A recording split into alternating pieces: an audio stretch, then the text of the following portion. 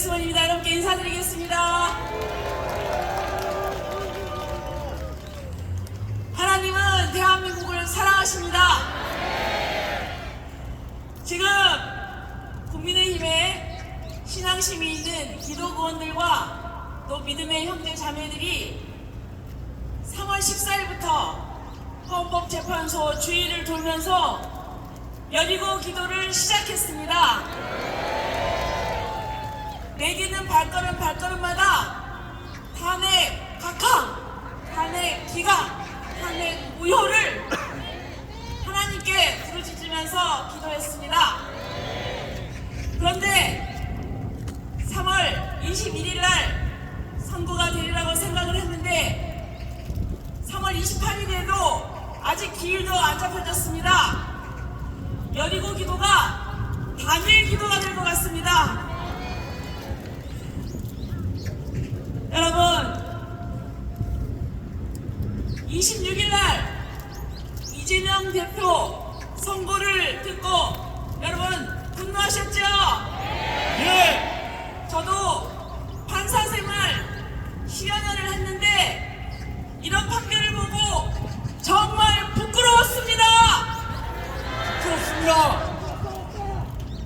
많은 부분이 있지만 딱 두 가지 사진을 자세히 판사님 보라고 확대를 했는데 이것을 조작했다고 믿을 수가 없다고 합니다, 여러분. 그리고 또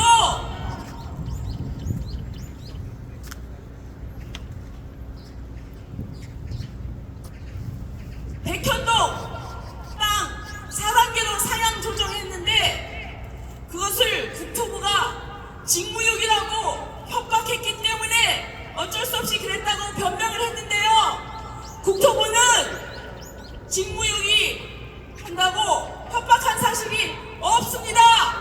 맞습니다. 없음에도 불구하고 판결문을 보니까 그것으로 인해서 여러 번 압박을 당했기 때문에 그런 강박 상태에서 발언을 한 것이지 그렇다고 해서 허위사실이라고 할 수는 없다는 이상한 얘기를 했습니다. 여러분 이해가 됩니까?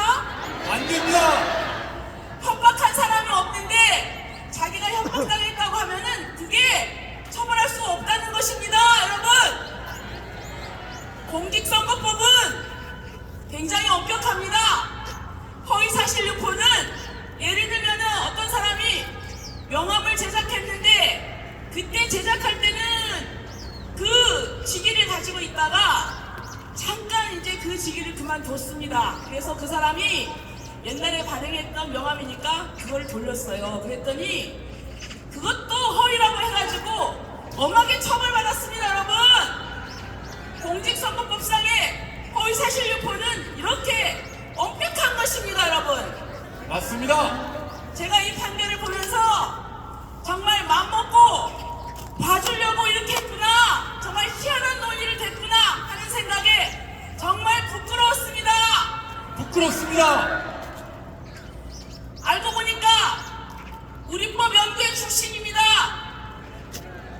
우리법 연구회는 목적이 정해지면은 법을 해석하는 권한이 있다고 해서 헌법과 법률을 위반하고 이런 부분에 대해서 눈 하나 깜짝하지 않는 그런 집단들입니다. 여러분 맞습니다.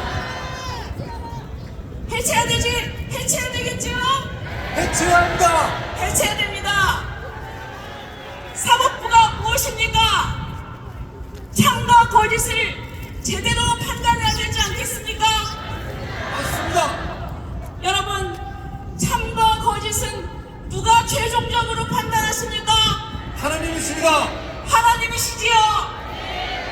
그런데 인간이 많이 모여 살면서 서로 분쟁을 하고 그래서 재판할 필요가 있어서 제도상으로 사법부를 만들고 그리고 판사라는 직위를 주고 판사가 어찌 보면은 하나님이 해야 되는 일을 대신하고 있는 것입니다. 여러분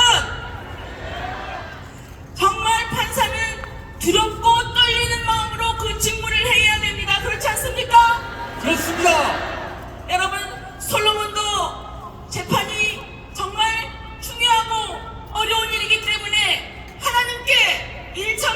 드리면서 지혜를 간구하지 않았습니까?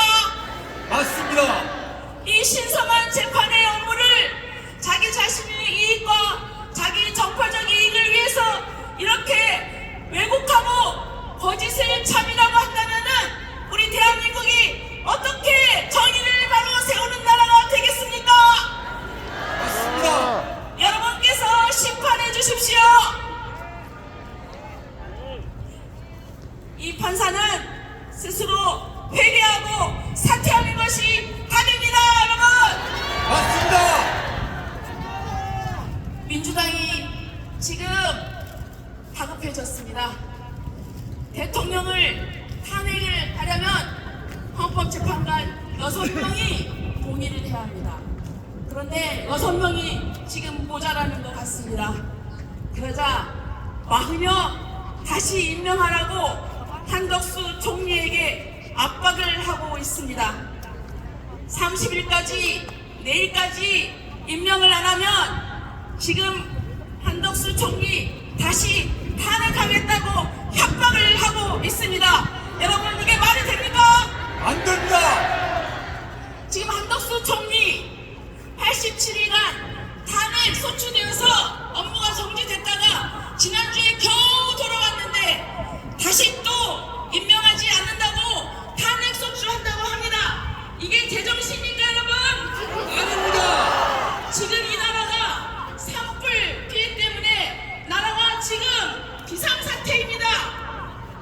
지금 북토의 저 남쪽에는 산불 때문에 가족을 잃고 집을 잃고 가축들도 타고 온갖 산천 초목이 다 타고 있는데 이 사람들은 오직 지난번에 무죄 판결을 받았다고 이 틈을 이용해서 빨리 조기 대선을 가야 하는데 그 걸림돌인 윤석열 대통령을 파면시키기 위해서 필요한 한 사람 40명을 임명시키는 것에만 혈안이 되어 있습니다. 이런 사람들에게 나라를 맡길 수 있겠습니까?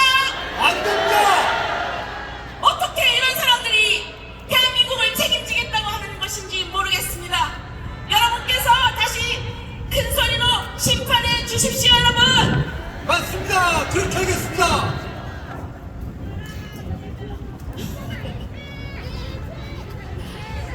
여러분, 그동안에 이 헌법재판소의 탄핵 심판 과정을 잘 보셨을 것입니다.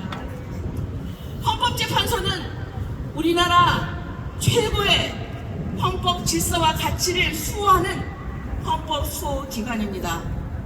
헌법과 법률에 따라서 재판을 해야 되겠죠. 그러나 오직 윤석열 대통령을 파면시키기 위한 목적으로 절차도 팽개치고 그리고 또 빠른 속도로 재판을 진행을 해왔습니다. 그런데 우리나라 헌법학의 대가이신 허영 교수께서 문제점을 조목조목 지적하면서 10가지의 절차적인 문제를 지적했습니다. 그리고 또 3월 8일 중앙지방법원의 지기현 판사가 구속 취소 결정을 하면서 중요한 얘기를 했습니다. 내란죄 수사권이 없는 공수처가 수사를 했기 때문에 앞으로 이것은 크게 문제가 될 것이고 절차적인 것을 신중하게 생각하지 않으면 안 된다. 이런 경고장을 헌법재판소에 날렸습니다, 여러분. 지금 그래서 다시 반전이 되었고 여러분의 3월 1일 날 그 많은 국민들이 광장에 나와서 외쳤을 때 그들은 국민들의 함성을 듣고 다시 생각하기 시작했습니다, 여러분. 맞습니다. 여러분, 그리고 또 대통령은 우리 대한민국에 있어서 민주적인 정당성으로서는 최고의 위치에 있는 직위입니다. 국회의원은 그 지역을 뽑습니다. 도지사 그 광역단체입니다. 하지만 대통령은 전 국민이 뽑습니다.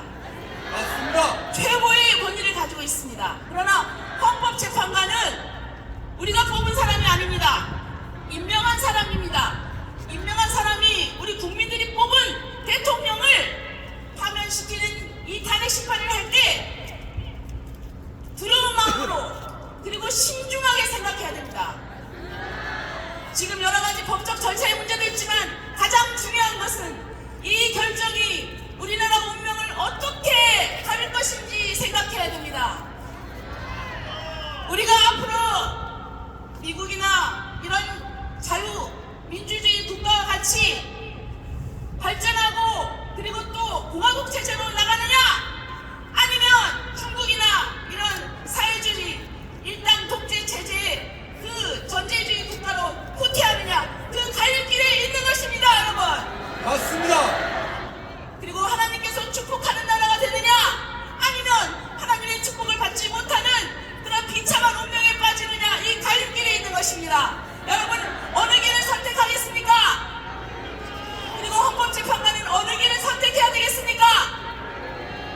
여러분, 기도합시다. 기도하면 하나님께서 분명 들어주시고 우리나라를 지켜주실 것입니다. 제가 성경 말씀 두 구절을 읽고 마치도록 하겠습니다. 다니엘서 4장 17절에 지극히 높으신 자가 인간 나라를 다스리시며 자기 뜻대로 그것을 누구에게든지 주시며 이렇게 얘기를 하셨습니다. 역대상 29장 11절 여호와여, 방대하심과 권능과 영광과 이김과 위엄이 다 주께 속하였사오니 천지에 있는 것이 다 주의 것이로소이다. 아멘. 여호와여, 주권도 주께 속하였사오니 주는 높으사 만유의 머리심입니다. 인간은 생사화복과 역사를 주관하시는 좋으신 하나님, 우리들의 부르짖음을 들으시고 탄핵, 각하 기각시켜 주셔서 윤석열 대통령이 다시 귀환하여서 우리 대한민국이 정상적인 국가 질서를 회복하도록 도와주시옵소서. 아멘. 아멘. 예, 조배숙 의원님이셨습니다. 판사 출신이시다 보니까